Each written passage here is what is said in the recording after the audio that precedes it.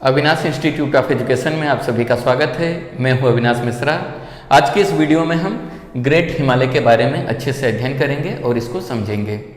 अगर आप भारत के उत्तर की तरफ देखोगे तो यहाँ पे बहुत सारी पर्वत श्रेणियाँ देखने को मिलती हैं। तो यहाँ पे जो ये नीले कलर का मैं यहाँ पे दर्शाया हूँ, ये है हिमालय।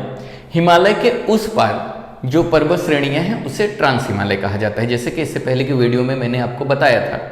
अगर आपने वो वीडियो नहीं देखा तो उसका लिंक आपको नीचे डिस्क्रिप्शन में मिल जाएगा, नहीं तो प्लेलिस्ट में जाके आप भूगोल का सभी वीडियो एक साथ देख सकते हैं।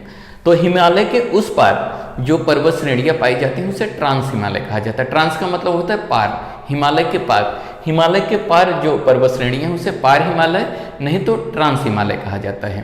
ट्रांस हिमालय के अंतर्गत जो है 3 पर्वत श्रेणियाँ आती हैं। पहला यहाँ से जो है, यहाँ पे देखोगे तो जिसे हम लोग काराकोरम कहते हैं, दूसरा जो है लद्दाख है और तीसरा है जास्कर। तो ये हो गई ट्रांस हिमालय की पर्वत श्रेणियाँ। उसके बाद यहाँ पे हिमालय का विस्तार है।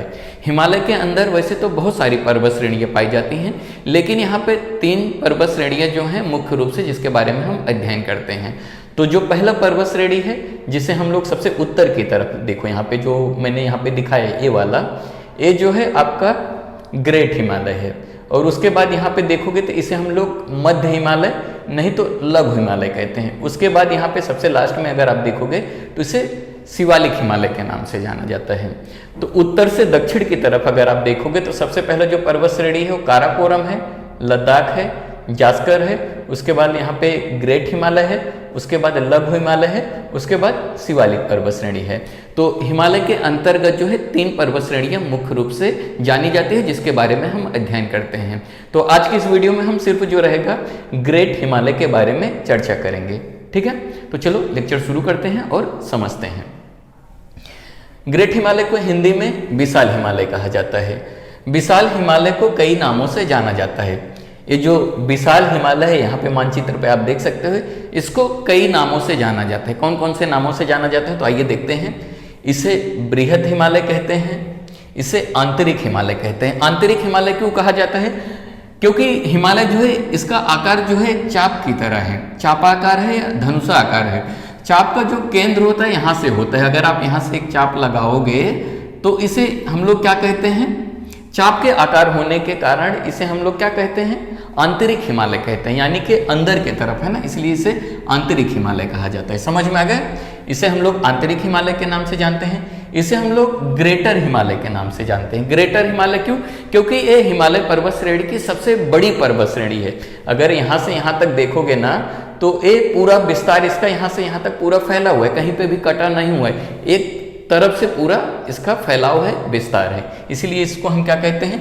ग्रेटर हिमालय कहते हैं। यानी कि हिमालय पर्वत श्रेणी की जो सबसे बड़ी पर्वत श्रेणी है वो है ग्रेटर हिमालय या तो विशाल हिमालय। क्लियर हुआ? आगे समझो। इस पर्वत श्रेणी की औसत ऊंचाई 6000 मीटर से अधिक होने के कारण यह वर्ष भर हिमाच्छादित रहती है।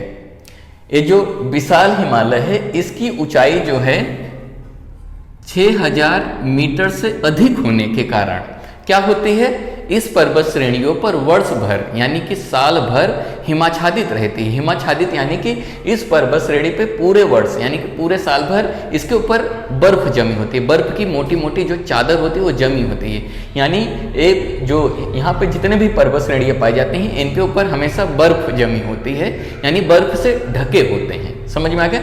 यहाँ पे मैंने लिखा है यह वर्ष भर हिमाच्छादित रहती है। हिमाच्छादित यानी बर्फ से ढकी रहती है, इसलिए इसे हिमाद्री भी कहा जाता है। याद रखना, विशाल हिमालय के ऊपर वर्ष भर बर्फ जमी होती है जिसके कारण इसे हम हिमाद्री भी कहते हैं। समझ में आ गया? आगे समझो।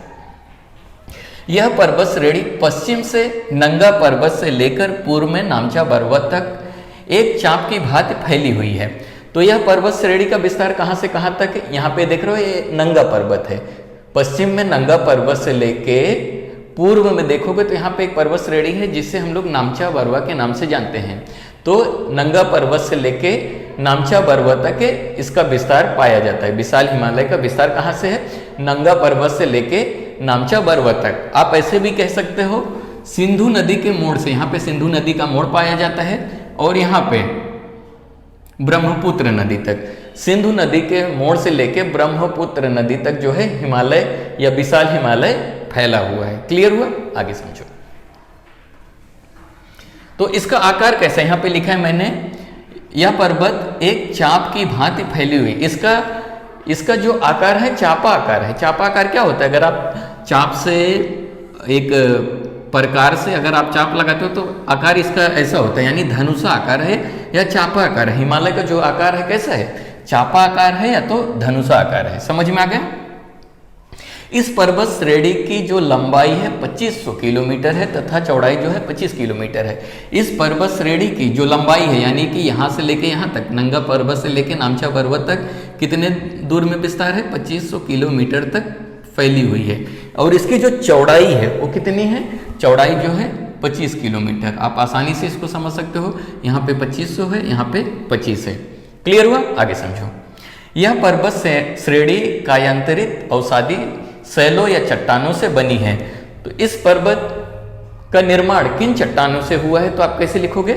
यहाँ पे आप लिखोगे कायांतरित अवसादी चट्टानों से बनी हुई है। समझ में आ गए? आगे समझो। बृहद हिमालय तथा मध्य हिमालय मेन सेंट्रल थ्रस्ट के द्वारा अलग होती है। तो यहाँ पे देख रहे हो, ये है बृहद हिमालय। यहाँ पे जो मैंने निशान ऐसा दिख रहे हो बनाए हो, ये है बृहद हिमालय और इसके बीच में है मध्य हिमालय। मध्य हिमालय और बृहद हिमालय कैसे अलग होते हैं? किसके द्वारा अलग होती है?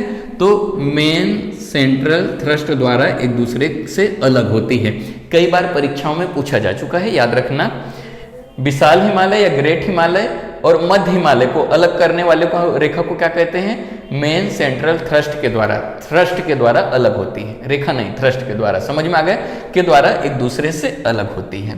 यह पर्वत श्रेणी मध्य भाग में सबसे ऊंचा है। अगर हम विशाल हिमालय की बात करें तो इसका मध्य भाग यानी बीच में जो भाग नेपाल में है, यहाँ पे इसकी ऊंचाई जो है सबसे अधिक पाई जाती है। विशाल हिमालय के जो सबसे ऊंचा भाग कहाँ पे पाया जाता है? यहाँ पे मध्य भाग में, यानी कि नेपाल वाले हिस्से में यह सबसे ऊंचा है, इसकी ऊंचाई अधिक है। जो भाग नेपाल देश में विस्तृत है, यानी कि नेपाल में इसकी ऊंचाई जो है सबसे अधिक पाई जाती है। इस पर्वत श्रेणी की सबसे ऊंची चोटी माउंट एवरेस्ट।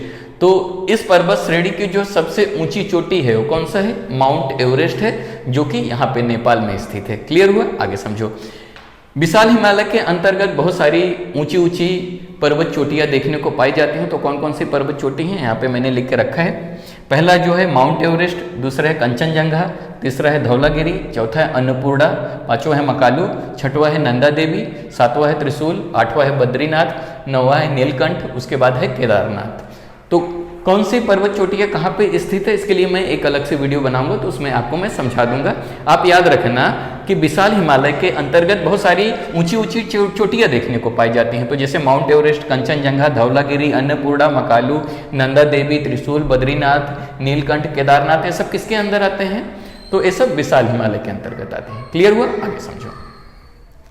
एवरेस्ट चोटी को पहले तिब्बती भाषा में, एवरेस्ट जो माउंट एवरेस्ट है उसको तिब्बती भाषा में चोमोलुंगमा कहते थे। क्या कहते थे? चोमोलुंगमा।